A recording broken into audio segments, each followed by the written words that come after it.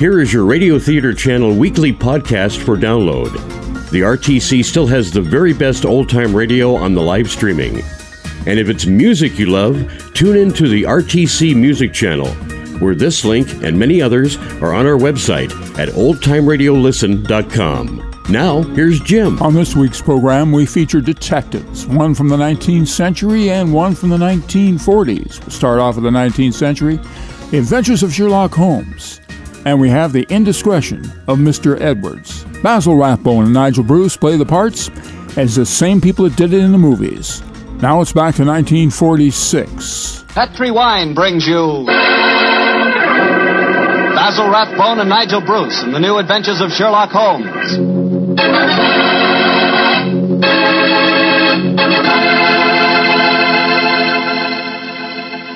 The Petri family, the family that took time to bring you good wine, invites you to listen to Dr. Watson tell us another exciting adventure he shared with his old friend, that master detective, Sherlock Holmes.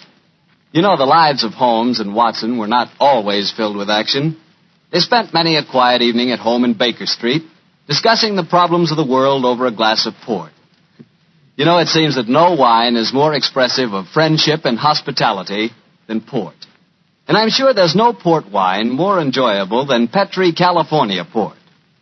Try a good glass of Petri port after dinner some evening, or any time you get together with your friends.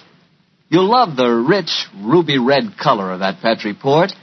You'll love its smoothness and full body, its remarkable and wonderful flavor. A flavor that comes straight from the heart of luscious, hand-picked grapes. Serve that Petri port alone, or serve it together with cake or cookies or with fruit. Yes, and serve it proudly. You can, because the name Petri is the proudest name in the history of American wines.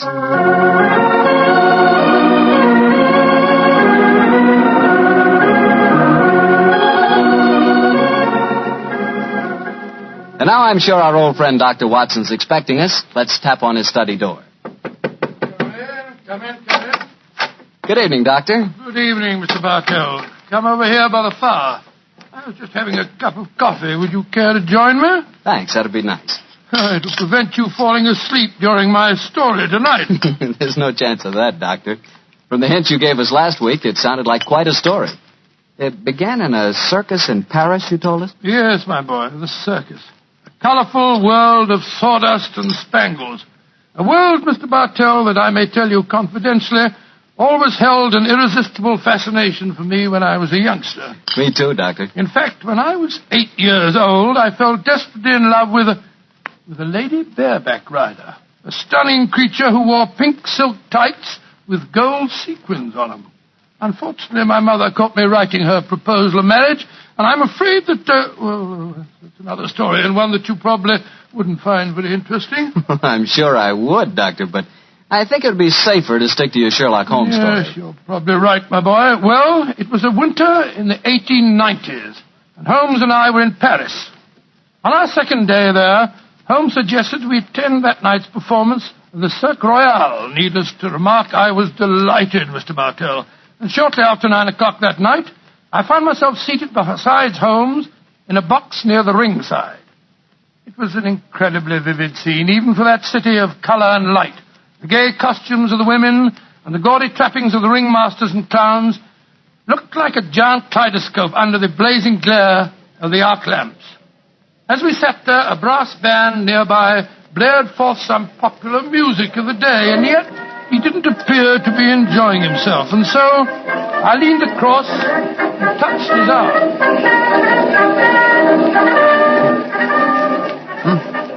What is it, Watson?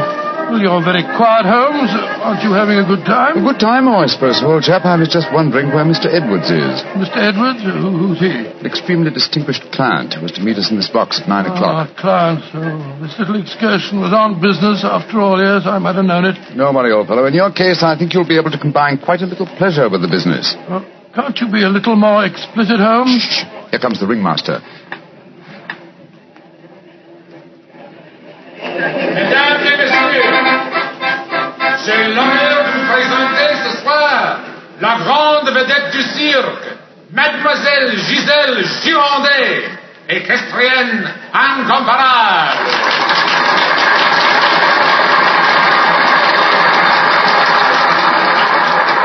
Giselle Gironde, yes, I've heard of her. She's a bareback rider, isn't she, Honest Holmes? in France, old fellow. She also has quite a reputation as a femme fatale. 3 duels have been fought over her. A young English officer in the Grenadier Guards committed suicide last year because of her. And a famous French banker is at present languishing in prison because her extravagances drove him to appropriate funds that did not belong to him. Yes, Watson, she's an extremely colorful personality. You know, Holmes, the funny thing, when I was 8 years old, I fell violently in love with a lady bareback rider. She wore pink silk tights with golden sequins on them, but unfortunately... Yes, she is, old fellow. Yes, she is.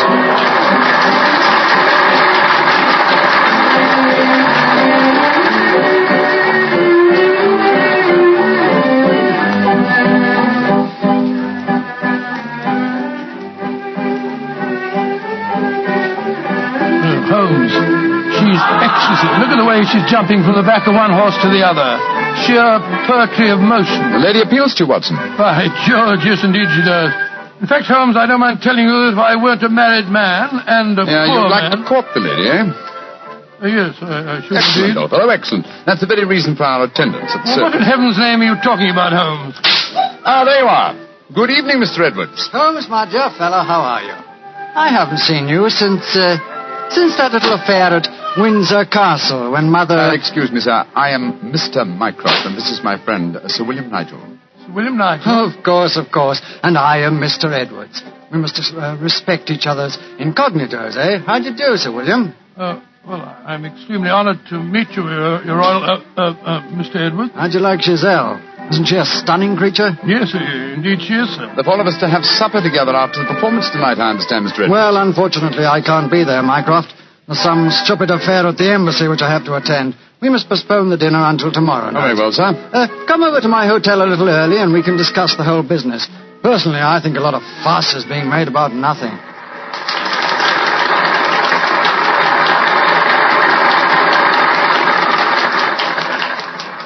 Now, if you'll excuse me, gentlemen, I must go back and see Giselle for a moment and tell her that I can't keep our appointment for tonight. I'll see you tomorrow, Mycroft. Good night, Sir William. Good night. Good night, Good night, sir. Et maintenant, pour votre plaisir, les frères Salini, les jongleurs internationaux. Holmes, what's all this mystery? That wasn't Mr. Edwards. It was the Prince of... Watson, please. Discretion, old fellow. Mr. Edwards, as you know, is extremely democratic. Too much so, possibly, when one considers his position and responsibilities. He's become quite seriously involved with Mademoiselle Giselle, the lady bareback rider who has just left the ring. Oh, so that's it. The Foreign Office, quite naturally, I suppose, is deeply concerned over the matter, and I've been entrusted with the delicate mission of protecting Mr. Edwards. So does Giselle Gironde know that his true identity, do you suppose? That's the first thing that we have to find out. It's possible that she is simply captivated by having a rich Englishman at her feet. If, on the other hand, she knows who Mr. Edwards is, then we may be in for a great deal of trouble. Yes, but how are you going to find that out? By tempting her with a richer Englishman. And one with a title. That, my dear fellow, is why you are Sir William Nigel. You mean that... Your job, old what? fellow, is to do your utmost to steal Giselle Gironde from Mr. Edwards. But, I don't even know the girl. We shall remedy that defect in a few minutes. As soon as the performance is over, my dear chap, I shall take you to her dressing room and arrange an introduction.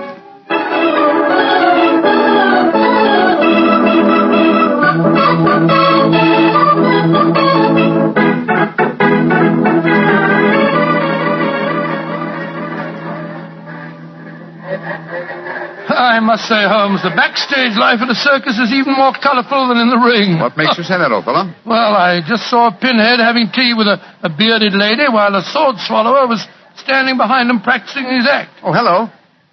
See that man standing talking to the girl in tights? Yeah, attractive, isn't he? The gentleman is Inspector Vernet of the French police, an old friend and a distant relative of mine. Vernet, how are you? Ah, Holmes, mon cher ami, comment ça va? No, Vernet, please.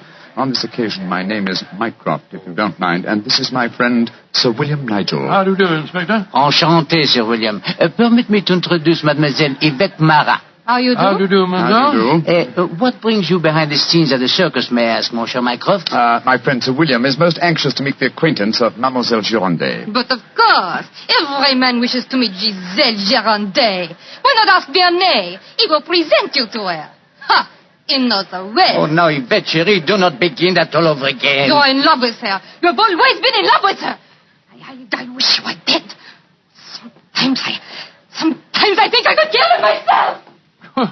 Upon my soul, Inspector, she's a fiery little thing, isn't she? Ah, ça c'est vrai, ça, Sir William. Many times I've told her that Giselle Girondet would never waste her time with a simple police inspector. She prefers a wealthy foreigner. But Yvette ne comprend pas. She does not understand and she does not believe. Mademoiselle Marat was dressed in tights, Vernet. And what does she do in the circus? She walks the tightrope. She's yes, queen of the high wire. Mm-hmm. A charming and a talented girl, but a most jealous one. Vernet, my distinguished friend Sir William Nigel is most anxious to meet Giselle Girondet. Will you introduce him? I should prefer not to appear on the matter at this stage. Oh, mais certainement. I will take you to her dressing room. Please come with me, Sir William. Right. I'll see you later, Holmes. I'll be waiting for you, old chap. Good luck. Hey, you're a lucky man, Sir William. Giselle has quite a penchant for the Englishmen. And when they are rich and have a title, I am sure she finds them irresistible. You really think so? Oh, but of course. Ah, quel dommage that I'm only a poor policeman. Here we are. Entrez? Giselle, mon chou, permit me to present to you Sir William Nigel. He's a great admirer of yours. Yes, indeed, madam. Ah, Sir William Nigel. Come and sit here beside me, Sir William. I shall leave you. Au revoir. Sit closer. There. That is much more cozy, no? It's very nice of you to see me, Mademoiselle Gironde. Oh, don't be so formal, my Englishman. You may call me Giselle, and I shall call you... Let me see, I shall call you... Sir William, not... Willie! I shall call you Willie. You do not mind? Mine, very delightful. Quite delightful, my dear. I was hoping perhaps that you'd care to have a little supper with me tonight, Giselle. So what about some oysters, a cold pheasant, and a bottle or two of Pomeranian Green 072? You get to taste rather well, don't you think? Oh, Willie, I can see you are a perfect host. I don't know about that. One moment, I get my cloak. Well, you know, Giselle, it's a funny thing. What is a funny thing, Willie? When I was 8 years old, I fell violently in love with a lady bareback rider at a circus. History seems to be repeating itself. Here. Alfieri. Do you no longer knock when you come to my door? Who is this man? My name is Nigel, Sir William Nigel, my good man, and who may you be? I am Alfio Alfieri. I am Alfio Alfieri. And what is he? A trainer of wild animals. An imbecile. Va-t'en! You must not speak to Alfio in that way. You belong to me. Send this stupid Englishman away. Founded impudence. Grossier. Belong to you. Giselle belong to no one. Do I have to take my whip to Put you? down that whip. Put it down, you scoundrel. Next time it will be your face, Carl. You infernal blackguard. Raising your hand against a woman. Shocking. Bravo! Mon cher Willie has knocked him down. He certainly deserved it. Oui. And you in turn deserve something, Willie. Oh, what was that? Come close, Willie. I give it to you. A little kiss. Oh, kiss? Thanks awfully.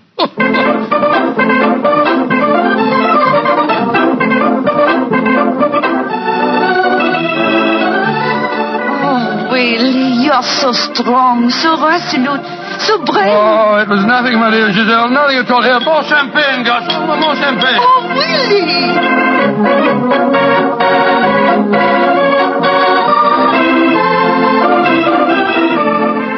Giselle? Oui, Monsieur Edwards? Have a box for the opera tomorrow night. I was hoping that Oh, perhaps... I'm sorry, Monsieur, but my time is occupied. I am showing the delights of moment to mon cher Willie.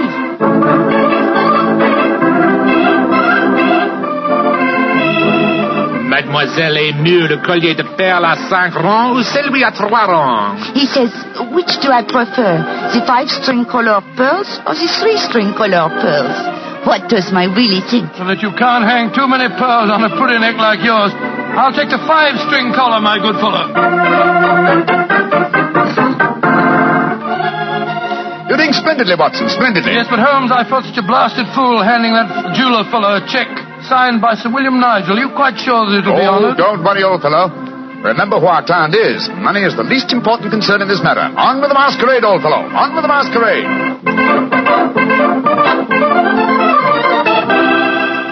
More champagne, garçon.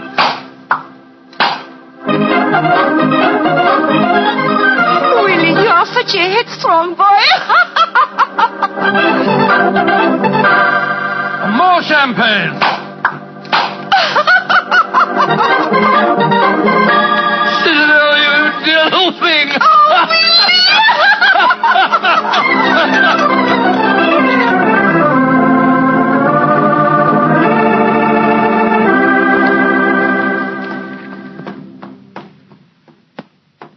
evening, Vernet.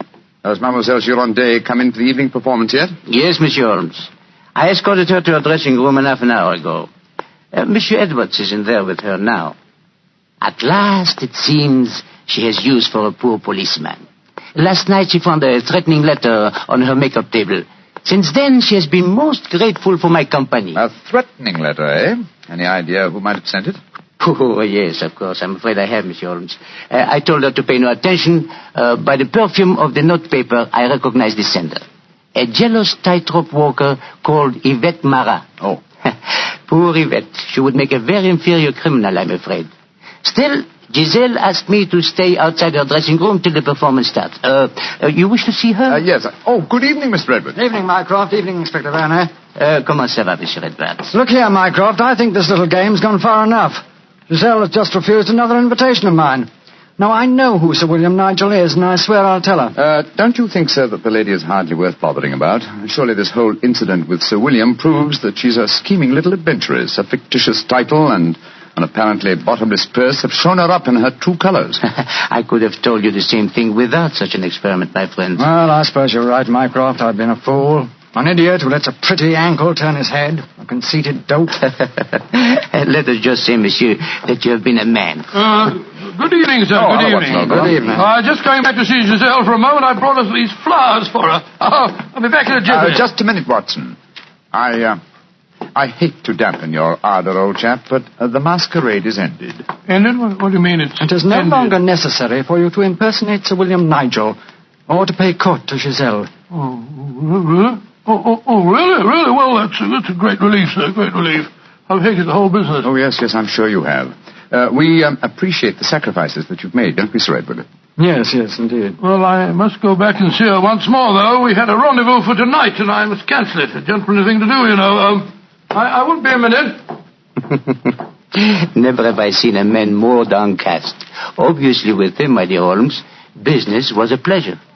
Alfieri, where are you going? That Englishman. I just saw him go into Giselle's To room. whom are you referring? That man that called himself Sir William Nigel. Yes. 2 days ago he struck me. I have to settle with him.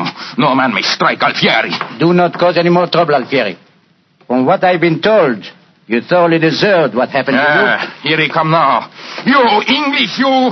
Alfieri challenge you to a duel. Holmes! What, old chap? What is it? You're as white as a ghost. It's Giselle. What's wrong with her? She's dead. She's lying there in her dressing room. Strangled. Strangled. And only half an hour ago I spoke with her myself. Since then I've been standing in this corridor, guarding her door at her own request. Only 2 men have entered Giselle's dressing room since then. You, Monsieur Edwards, and you, Sir William Nigel. What are you suggesting, Vernet? I am suggesting nothing. I am stating that these 2 gentlemen are under arrest for suspicion of murder.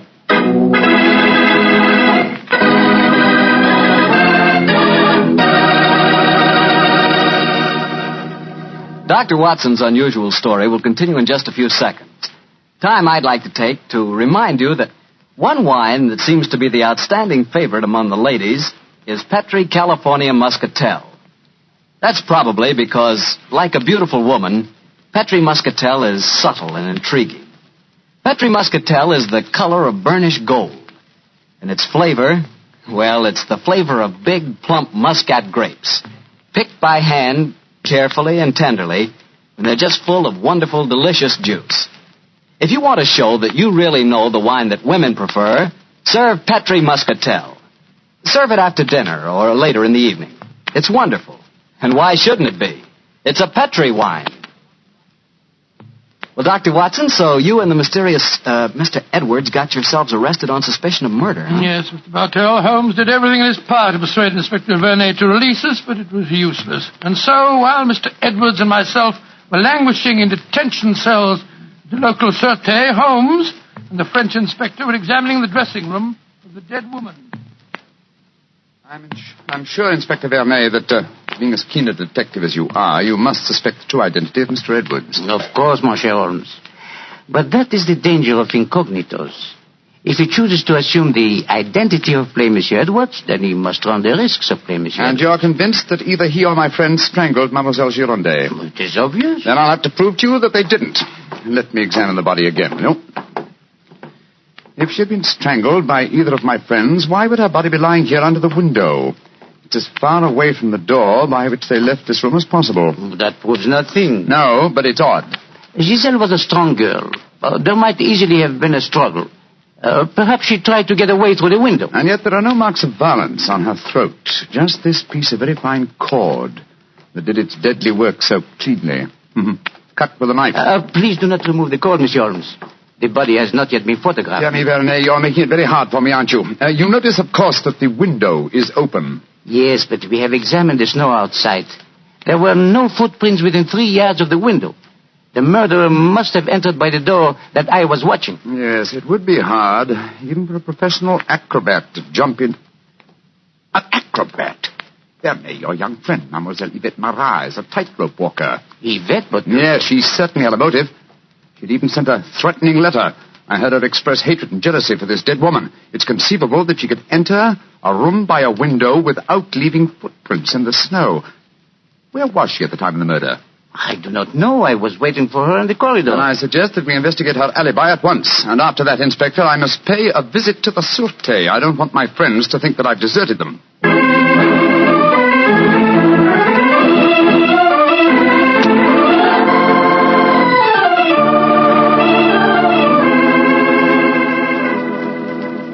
Excuse me, sir. Yes, Holmes. I'm afraid it looks rather black.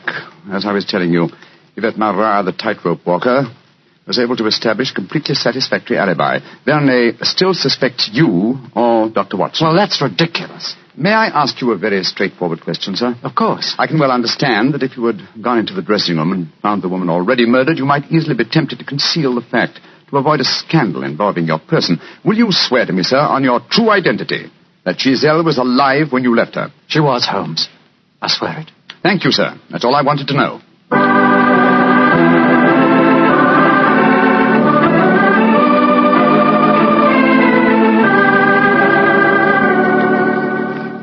Holmes, I'm glad to see you. You know, I've been thinking. All this depends on Vernet's evidence. But supposing he was the murderer. He told us that Giselle had turned him down, you know. I'd thought of that, but Mr. Edwards swears that Giselle was alive when he left the room. And yet that means that Mr. Edwards... Oh, no, it's unthinkable. Holmes, you're not suggesting. Holmes, if I thought that were possible, I'd confess to the murder myself. My life wouldn't matter if it'd save a scandal like that. Great Scott, it'd shatter the empire. Dear old Watson, you will not sacrifice yourself. You're as valuable a British institution as the Lion himself. No, my dear fellow. It will never sacrifice you, not while my mind is still capable of... My mind? That's it! Thank you, Watson. You've given me the answer. Holmes, what are you burbling Be about patient, now? old fellow. In half an hour, you'll be out of this cell, and the real murderer will be in it.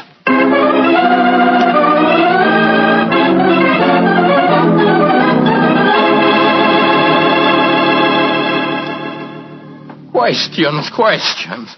Why must Alfieri answer so many questions? Because he will not yet tell the truth. You murdered Giselle Girondet. How many times I have to tell you I did not kill her? Why should I want to harm her? Because you were jealous. Because she humiliated and tormented you. But I was not in her dressing room. I've already proved that fact. Am I a magician that I can kill somebody without entering a room? Alfieri, I know how you killed Giselle Girondet without its necessitating your entering this room. You're a smart man. Please to tell me. I don't need to tell you. With the aid of Vernet, I'll show you. Open the window, Alfieri. What game is this? Very well, then. I'll open the window myself. Put your head out. Come on. So. Who do you see? Inspector Vernet standing 3 yards away, where you stood, and he's got your long training whip. No! Don't move! Stand there. The inspector hasn't your skill with a whip, but he wants to try a little experiment. No, leave him alone! All right, Vernet. I'm holding him.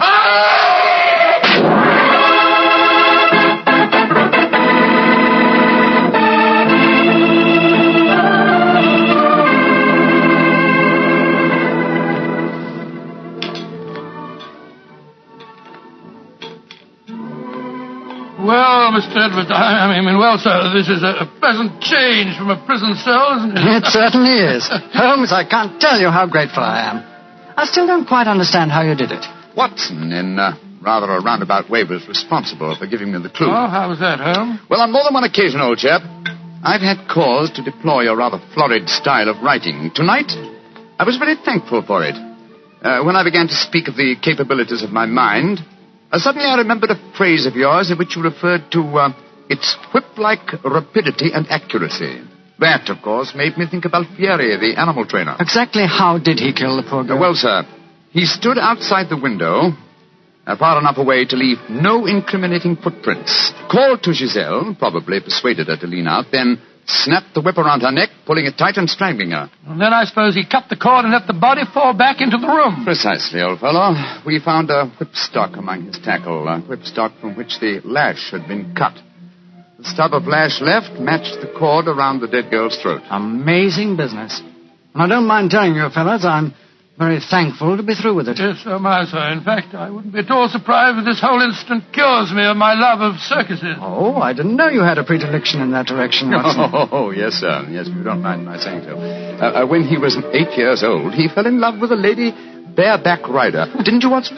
Indeed. What happened? Well, sir, I don't remember her name, but she wore pink silk tights with golden sequins on them. And I wrote her a rather hot-headed letter. Unfortunately, my mother...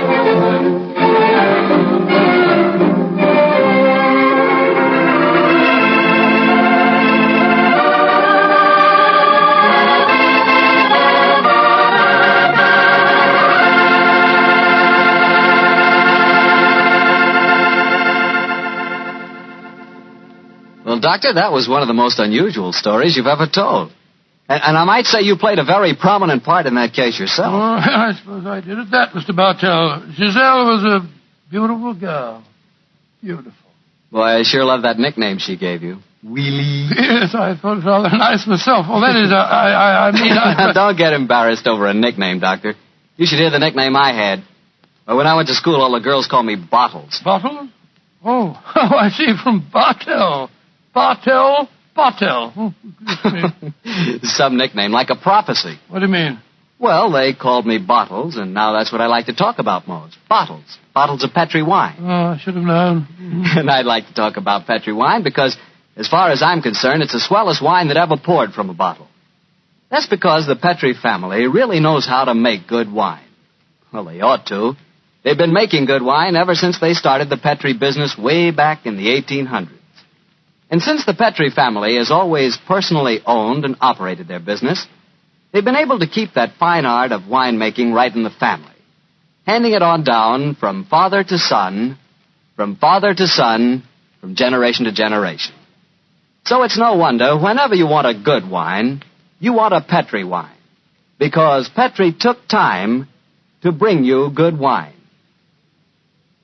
Well, Dr. Watson, what new Sherlock Holmes story are you going to tell us about next week? Well, now, next week, Mr. Bartell, I'm going to tell you of a strange adventure that Holmes and I had in the swampy fenlands of Norfolk. It concerns a gypsy encampment, a child that vanished, and a horrible death in the murky depths of a fearsome quagmire.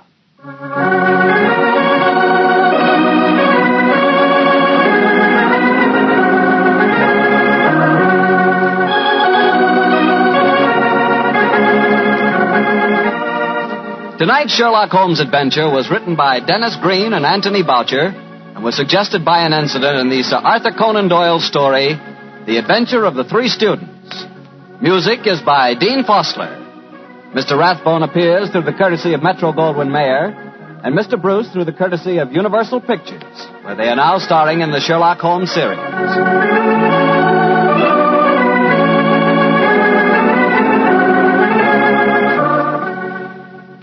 The Petri Wine Company of San Francisco, California, invites you to tune in again next week, same time, same station. Sherlock Holmes comes to you from our Hollywood studios.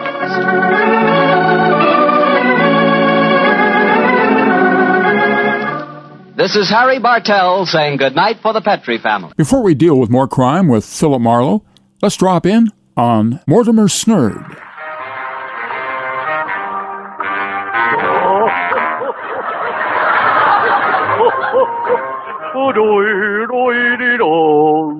Mortimer, a penny for your thoughts. Boy, are you going to get gypped on that one, huh? Well, tell me, my country boy, how are things down on the farm? Well, pretty good. Any new animals there? Yeah, pretty soon now. My nanny goat's going to have some little goatees. Oh, I see. She's expecting, eh? Expecting nothing. She's sure of it. Oh,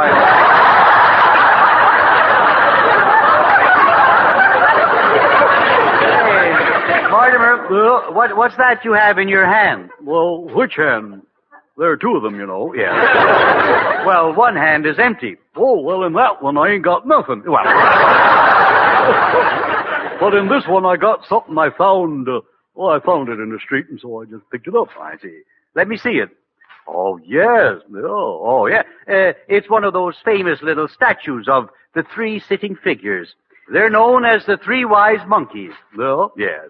What good does it do them to be smart when they ain't got their health? What do you mean they haven't got their health? One's got a toothache, one's got an earache, and the other's got sore eyes. No. No, the three monkeys that form that little statue illustrate a very important lesson. No? Yeah. Now, let's break it down. Okay, let's smash it all to pieces. Now, the first monkey always has his hands over his eyes. Do you know why? Well, of course, now, this is just a guess. That's all right. I'd say he's a nearsighted palm reader. No.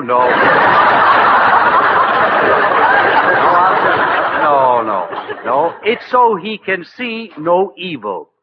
Well, now, that's kind of purty. Yeah. So he can see no evil. I bet you 2-1 he peeks a little. No. Oh, he represents see no evil. In other words, he can't see anything that's bad. Well, he can't see anything that's good either. Well, we'll go on to the second monkey. Now, why does he have his hands over his ears? He's tired of listening to TV commercials. No. He represents hear no evil. You see, monkeys teach us not to be inquisitive about others. Well, then why are they always counting each other's fur? Well, And we go on to the next one. His hands are over his mouth. Do you know why? He's got a weak stomach. No. So the last one represents speak no evil. Now I want you to be just like those three monkeys. You mean with my hands over my eyes and ears and over my mouth? That's right. I'd need 6 hands for that. Yeah. You don't want a boy, you want a spider. Now, the next time you hear someone spreading gossip, what will you do, Mortimer? I'll hold my nose. Oh, no. Why? Because anybody who does a thing like that is a real stinker. Oh, And now Philip Marlowe, The Restless Day from 1949. They all knew he was aboard the yacht when it exploded and sank, and everybody called his death an accident. That is, everybody except the corpse himself. He said it was murder. From the pen of Raymond Chandler, outstanding author of crime fiction, comes his most famous character as CBS presents The Adventures of Philip Marlowe.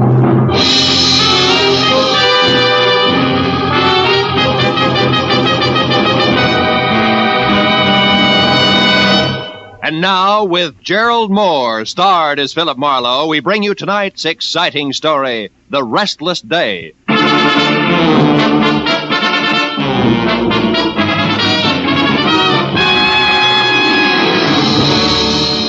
It had been a long, hard Saturday night that topped off a long, rugged week. When I finally got to bed dog-tired at 5 a.m. Sunday morning, I was planning to stay there until I'd caught up on all the sleep I'd lost and gained a running head start on the coming week. And by 3 in the afternoon on the day of rest, I figured that job was only about half done. But whoever it was that started riding my doorbell had a different idea. I held out until the buzzer stopped, but it was only a change of tactics, so I gave up. All right, I know when I'm licked. Just a minute. Thank heaven you're in, Mr. Marlowe. I don't know what I'd have done otherwise. Sorry. Sorry. Here, read this. This story on the front page. What? No, down here. Oh, yacht explosion, death label accident, huh? Yes. Oh. Mystery blast which destroyed the Rollins yacht at Santa Monica Friday night, and in which Benjamin Rollins, noted cosmetics manufacturer, was killed, was established today by police investigators as accidental. Sorry, I spoke too much. That's all right. The explosion which shattered and sank the 50-foot pleasure boat was caused by a leaking fuel line. Rollins, known to be a chain smoker, is believed by witnesses to have continued on page 7. Never mind, Marlowe. I'll tell the rest. Yeah. Think you'll make it? There are 2 frightening things wrong with that story. Well, go ahead. Frighten me. First, the explosion was no accident. That fuel line was repaired a week ago. Second, Ben Rawlins was not killed. You're shaking my faith in the American press. How do you know all this? Because I am Benjamin Rawlins. Yes, well, look, fella, you better dial 116 on the phone and tell the police all about it, Oh, huh? no, that's exactly what I can't do. Someone's tried to murder me. If they find out I'm still alive, I'll be a target for a second attempt.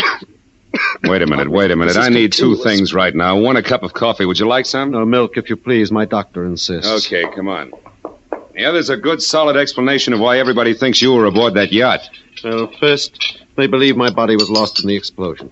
You see, I intended to spend the night there because Lucille, my wife, and I had quarreled. Mm-hmm. But I got a call, and I had to go out of town on business at the last minute. I went out to the boat, but only to pick up some papers. I was in a hurry. I must have left the lights on. I lost my hat in the wind on the way back. It was found in the water. Apparently, I didn't secure the dinghy because that was adrift offshore. Mind you, I read all this in the paper when I got back this morning. Back from where? Phoenix, Arizona. Figures. I came in on the California Limited. You can check on that. Marlowe, I must know who tried to kill me before they know they've failed. That could be tough. Have you got any ideas? Yes, I have. It might be any one of three people. Three? For instance, Walter Pittman, my ex-partner, threatened to kill me less than a month ago in New York when I won another court decision from him. Mm-hmm. Then there's my business manager, a fellow named Slater. I almost fired him last week, the arrogant fool. It's always when I get cross this comes out. I see. And I'm sorry to say it, but Mrs. Rawlins would no doubt rather have me dead than alive. That's quite a lineup for a mere cosmetics chemist, isn't it? Yes, it is. Look, you haven't been running lipstick experiments with somebody else's live equipment, have you, Rollins? Hmm? Oh, certainly not. I've been working so hard I haven't time for my wife. To say nothing of another woman. Oh, Marlowe, I'm frightened. I must get to the bottom of this. I'll pay you double your usual fee. Will you help me? Okay, Rollins, it's a deal. If I hurry, I might get in on your funeral. Under the circumstances, that should make somebody due for a very big surprise.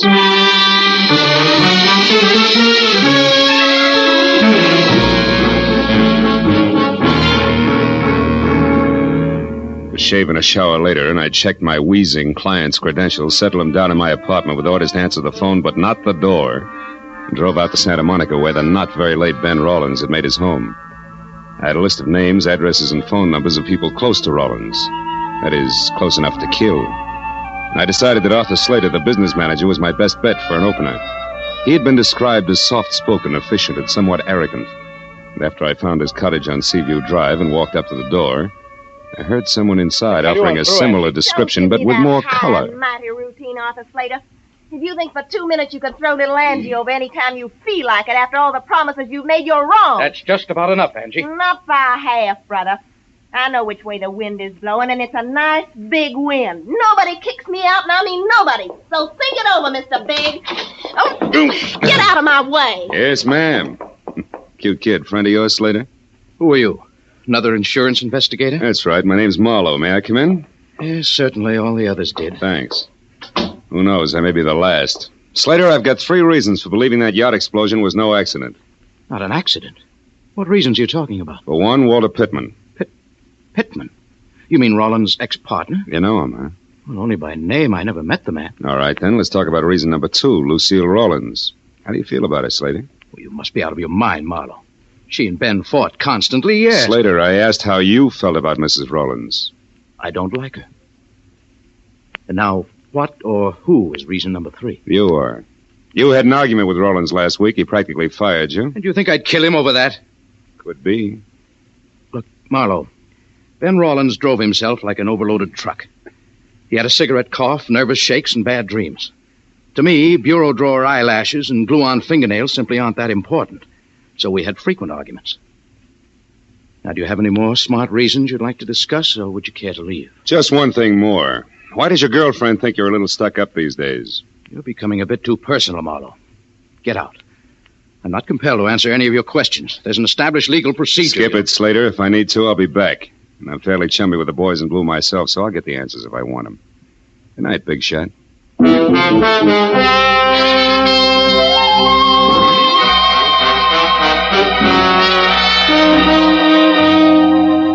Arthur Slater was like a billiard ball, hard to rub the wrong way. And if he did have an angle, he was playing cagey. So as long as I was in the neighborhood and the trail was hot, I figured I'd have a talk with the Spitfire, Angie. It wasn't hard to trail her. A corner newsboy had heard her get into a cab. The cabbie swore he'd never forget her. Swore again. So finding her apartment was less trouble than unfolding a $5 bill. When I pulled up across the street from her place, I noticed a big car as big as the average garage and older than last year's college graduate parked in front. It was a black Pierce Arrow, and someone with a mouthful of cigar hulked behind the wheel. The cigar was pointed at me as I crossed the street. When I went up the stairs to Angie's door, it was still pointed at me.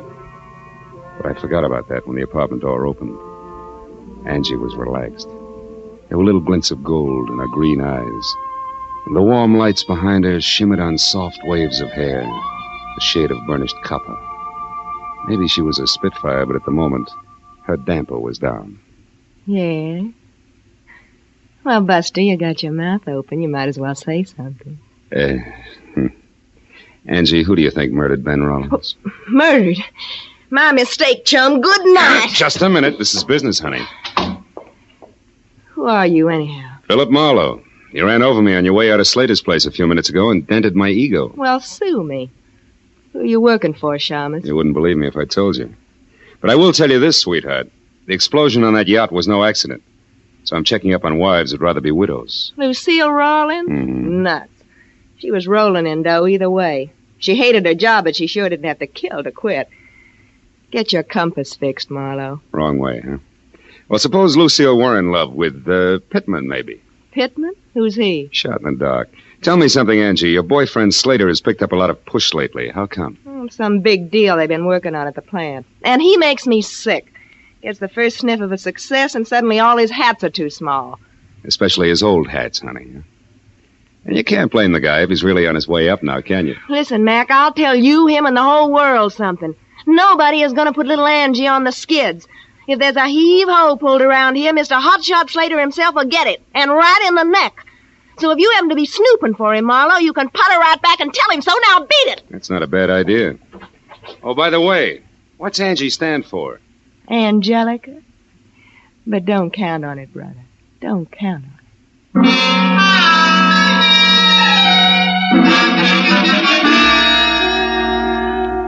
As I went down the front steps, the cigar and the black Pierce Arrow lined up on me again and followed me as I crossed the street and got into my car.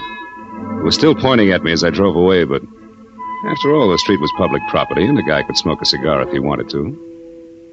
Well, by the time I knocked on the front door of the Rawlins home, I was braced for a deluge of tears and a session of red-eyed hysteria. So I was caught off balance by the handsome blonde woman of 35 with a wry, crisp waistline who was cool, calm, and well-collected in green slacks. She introduced herself as Lucille Rawlins. Sit down, Mr. Marlowe. You said you're a friend of Ben's? That's right, Mrs. Rawlins. I stopped by to offer my condolences. But apparently condolences aren't much in order today. No tears, huh? Not even crocodile tears. I'm not a hypocrite, Mr. Marlowe, that's why. I'm merely stunned and confused over this terrible accident, and I'm not sure yet how I feel. Yeah, it was an accident, all right.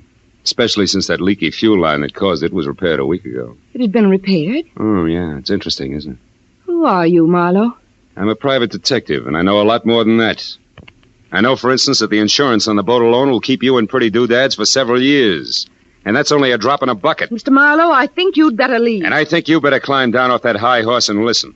Because I haven't even started yet. Ben was a hated man by Pittman, by Slater, and maybe by you. And I can prove he didn't die accidentally, baby, so I'd like some nice straight answers, huh?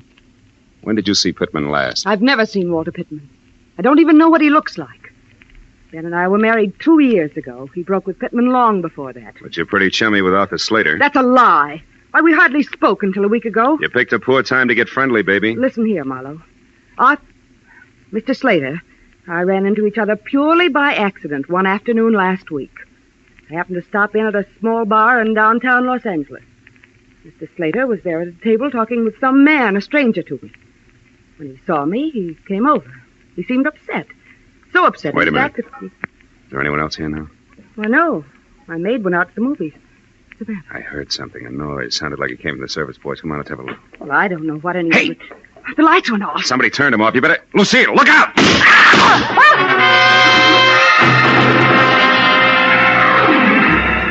bullets, which had been intended for Lucille, had only traveled the width of the kitchen, but miraculously both had missed. Whoever had thrown them moved out fast, because when I got through the service porch and into the backyard, nothing stirred, except the restless ends of a pepper tree.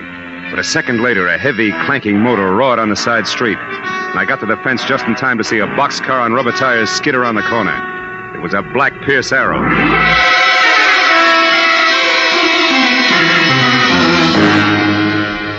I went back to the house, found the master switch, and turned on the lights. Lucille, her face strained and bloodless, stood in the kitchen door and watched me. A hole had been punched in the back screen door, and on the floor was a strange object which had been used to unhook the lock. It looked like an oversized bobby pin wearing rubber pants, which didn't mean a thing to me. But to Lucille, who stared at it like it was a centipede she just found in a cream puff, it meant plenty. Ben. What? It's like Ben himself was here. Like he wasn't killed at all. What are you talking about? What is this thing, anyway? I don't know. It's part of some new invention he was working on. For the last month, Ben carried 2 or 3 of these things with him everywhere. Look, Lucille, where's your phone? Right there. Oh. But, Marlowe, you don't suppose... Who are you going to call? Friend of mine. He'd better be in, too. Oh, Marlowe. What's the matter, Marlowe? Busy? Yeah, busy. He's either talking to someone or he's gone out after leaving the phone off the hook. And either way, Lucy, that makes my friend very busy.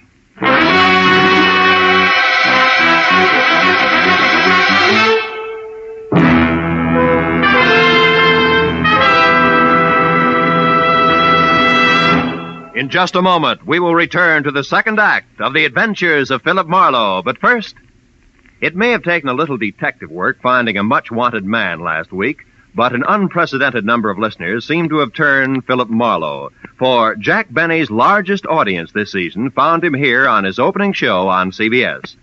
Tomorrow night, Jack will be back with Mary, Dennis, Phil, Rochester, and Don for more of the fun that's made the Jack Benny Show the #1 comedy in radio. You'll find him right here on CBS every Sunday at 7 Eastern Standard Time. And now, with our star, Gerald Moore, we return to the second act of Philip Marlowe and tonight's story, The Restless Day.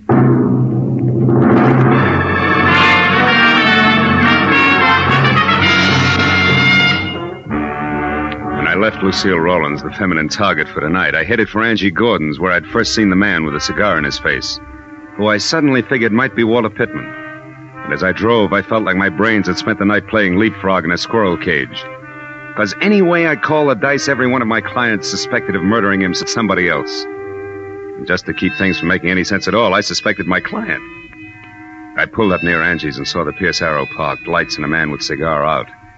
When I got close to the bungalow door, I knew that the lady was at home. Now, look here, and that she was receiving a gentleman caller, more or less. Tell me your name is Smith, which incidentally I don't believe. And then you start asking a lot of very personal questions. How cozy. Now, please, you do not understand. There are certain things about the death of Ben Rawlins that I must know. Things that mean a lot to me. How much a lot? Well, $100 maybe. What? Now, don't tell me that's all you could stuff into that briefcase there in your hand. Listen, girl, I must know whether that explosion on the boat was an accident or not. The police let it go as an accident? Never mind that. You are Slater's girl. You must know something about him as well as the other one who was here. Now, you tell me. Quick. Stay away from me, you big lug. I don't know anything. Let Let go of me, You heard the lady, Pittman. Let go. How do you know my name? I read tea leaves. And while we're all asking questions, do you mind telling me why you were throwing bullets at the chinaware on Mrs. Rawlins? I did no such thing. I don't even know Mrs. Rawlins. You're a liar, and it's dull as the sauerkraut. The gun in your pocket will prove it. I have no gun in my pocket. Here, look for yourself. All right, I will. But if it's all the same to you, I'll start with your briefcase. Give me that. Why, so you can get to the gun first? No, because All right, Mr. Smart Man. Go ahead and look. See for yourself that there's absolutely nothing there that concerns you. When I get my hands on you, I'll break you in two. Still, Marlowe. And don't look so astonished, friend. It's called a gun. Why, you little... Skip it, Marlowe. This isn't my idea of returning a favor, but it is good business. You see, baby, little Angie sells out to the highest bidder. And no matter how I add things up, that isn't you. So exit Pittman, huh? briefcase and... What are you staring at? That little gadget there. Must have fallen out of Pittman's briefcase. What is it? Twin brother of an item I found a little while ago, rubber pants included. What are you talking about, Marlowe? Nothing, baby. Just tell me how long I sit here. As long as you like. Now, you see, Marlowe, I just can't afford to let you get to Pittman ahead of me. Yeah. That good business you were talking about. Uh-huh. After all, a gal's got to make a living. One way or another, Marlowe. Doesn't she? There was room to debate Angie's point, but no time. So I skipped her invitation for a drink. Both promised and threatened to see her again and headed for my car in the only direction left, the residence of the local pivot man, Mr. Arthur Slater. When I got to within a block of the place, I parked and then approached slowly, keeping to the shadows all the way. But the house turned out to be as dark and quiet as the inside of a coffin. I was about to leave when some noise a dozen yards behind me said that I was no longer alone. I turned quietly and got ready for what I figured would be a reunion with my old buddy, Walter Pittman. But I was wrong. Sneaking through a nearby clump of orange trees with all the deftness of an ox with bunion trouble was no one else but my client, Ben Rollins. When I called his name out loud, he ran toward me, arms and legs flailing the wind like a Kansas scarecrow caught in a tornado. Marlowe, I've been looking all over for you. Rollins, why aren't you back in my apartment where you're supposed to be? I couldn't wait any longer. I was afraid something had happened to you. When you didn't call, I was sure of it. I thought you might be here at Slater's. But I did call, and all I got was a busy signal. Oh, about an hour ago. Why, that was a friend of yours. He wanted to know if you'd play cards with him tonight. How do you believe me? Oh, for the time being, yes. Incidentally, Rollins, do these mean anything to you, these oversized bobby pins? Good Lord, the curlers. Where did you get those curlers, Marlowe? They should be in my safe. Well, I found one at your house and the other in a briefcase that belonged to Walter Pittman. But, Marlowe, these are samples of my newest invention, these hair curlers. They can produce a home permanent wave overnight that will last for 6 months. It's worth millions to me. If you live. Yes. Now, it should be easy to figure out who wanted to kill me. I'm not so sure. If you didn't even know these were missing, why should someone have to kill you to get hold of them? And second of all, how come the shooting's still going on? What shooting are you talking about? Over at your place. Somebody tried to kill your wife there just before I called you. And that brings us right back to your alibi about talking to Ibarra at the time. It's a little too pat, Rollins. Besides, that curler could very easily have dropped out of your pocket. But why should I shoot at Lucille? For the best reason in the books, you wanted to kill her. And when that yacht business almost boomeranged on you, you still hadn't changed your mind. And that led to this whole routine with me double-billed as Patsy and star witness both. Oh, you're out of your mind, Marlowe. I couldn't have set that explosion on the yacht as a trap for Lucille. Why not? Because it was on account of me that Lucille wasn't on the yacht herself that night. What? After we argued, we decided not to spend any more time under the same roof. Lucille said that suited her fine and she'd sleep on the yacht. We let it go at that till about noon on Friday. Then you got small about things and said the yacht was yours, maybe? That you'd sleep on it? Yes. I was just bickering. Just I know. a minute, Rollins. I've heard enough, and I think I finally understand this whole screwy deal. I'll know for sure just as soon as I can make one single phone call to your house. We'll get back to Slater. Come on.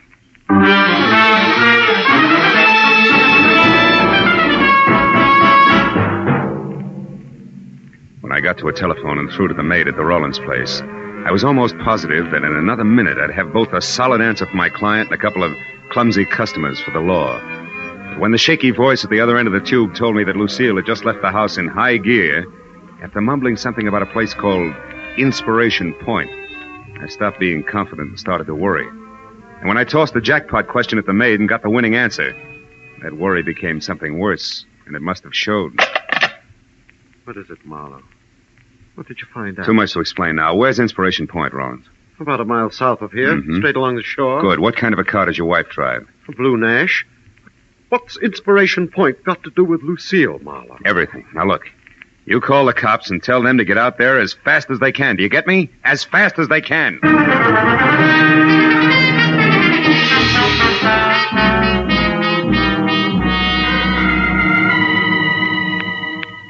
Inspiration Point turned out to be an acre of windswept rock that overlooked the cold January sea. And after I saw Lucille's empty car, I crept, staggered, and fell down the narrow, winding trail that led from the road to the promontory itself.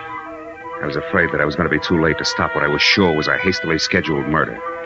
But a minute later, when I rounded the last crazy turn in the trail, I felt better. Because standing only a couple of yards away from me, her hair slapping wildly against the upturned collar of her coat, and very much alive, was Lucille Rollins. I was about to breathe a sigh of relief when suddenly I caught the expression in her eyes. I turned to follow the line of her unblinking gaze, and I knew that I hadn't arrived any too soon. Because the lady was being held at the point of a gun held by Arthur Slater. I closed my hand tight around the cold .38 in my pocket and moved closer. When you called me at the house, you said that my husband was alive and with you. Why did you lie to me? Because I knew that would bring you running. And I had to be alone with you, Lucille, so I could do what I missed doing last time. Last time? You mean the yacht? You did that? Yes. But somehow or other, Ben was out there instead of you. So that accident was a waste of time. But this one, the bereaved wife who jumped or fell to her death from the edge of Inspiration Point, won't be. But why, Slater? Why do you want to kill me? There's no time to explain, Lucille. And we'll take time, Slater. Marlowe, you! Yeah, me! Marlowe!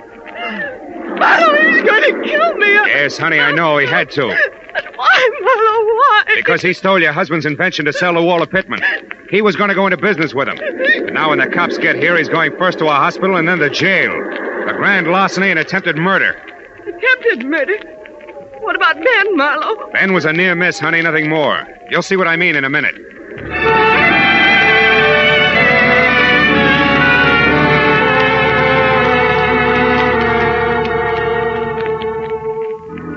When Lucille found out that Ben was still alive, there were a lot of tears and promises to be good from both parties. And it wasn't until an hour had gone by and the police had already booked both Slater and Pittman, who was picked up heading back for L.A., that Mr. and Mrs. Rollins were in the condition to sit down and talk things over, even with the help of coffee and cigarettes in the Rollins home. Then the whole scheme, Marlowe, was designed by Slater, who, as my business manager, had access to the new curlers. That's right.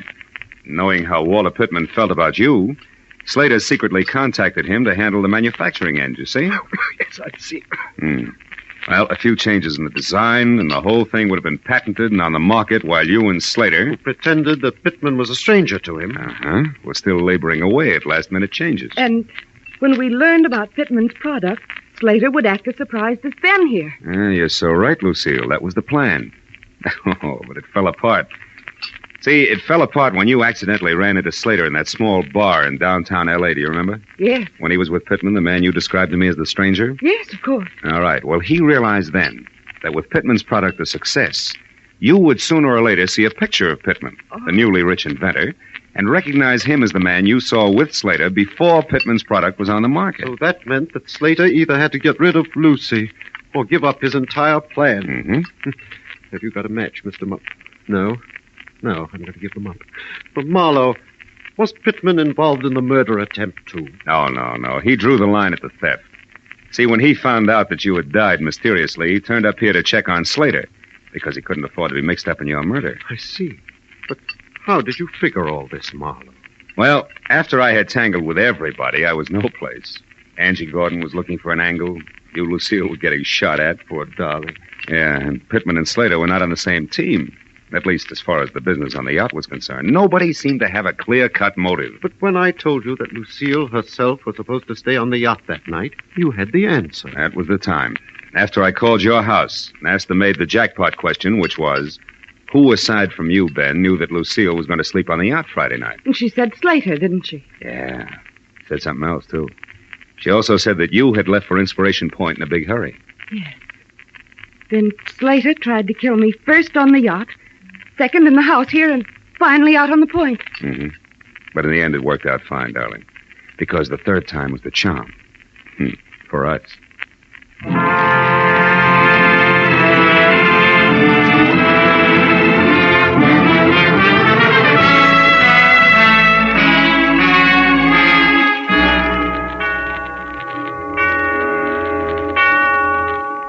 Well, by the time I was through tying in all the loose ends for my client and his wife, it was 3 o'clock in the morning, and I was dog-tired all over again. When I got into my car and started away from the place, Ben and Lucille were standing in the doorway waving at me and smiling. So as I drove back toward L.A., I forgot about the sleep I was missing and thought about them. A couple who couldn't get along, until one or the other of them had been robbed, dynamited, and shot at. Yeah, I guess it's really so. As the old bromide has it, the path of true love never does run smooth. Smoothly. It's smooth. Oh, well.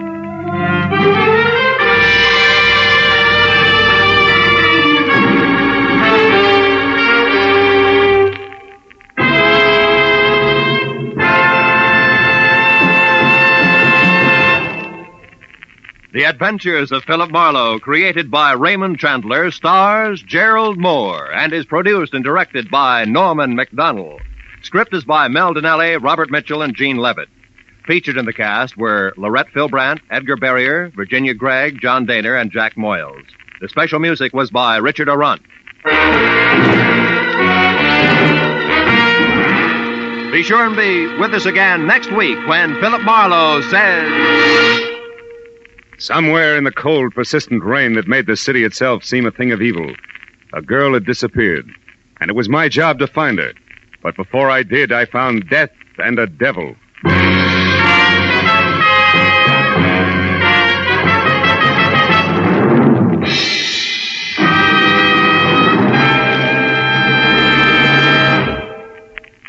The Jack Benny Show's on CBS Sundays at 7 Eastern Standard Time, and comes right in the middle of 90 minutes of wonderful comedy on CBS's new early Sunday evening lineup.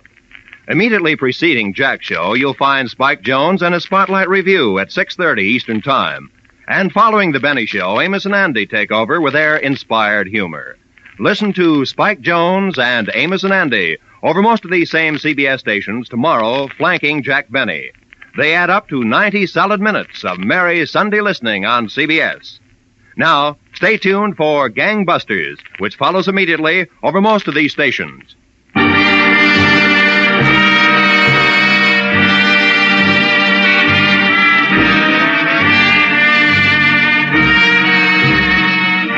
This is Roy Rowan speaking for CBS, the Columbia Broadcasting System.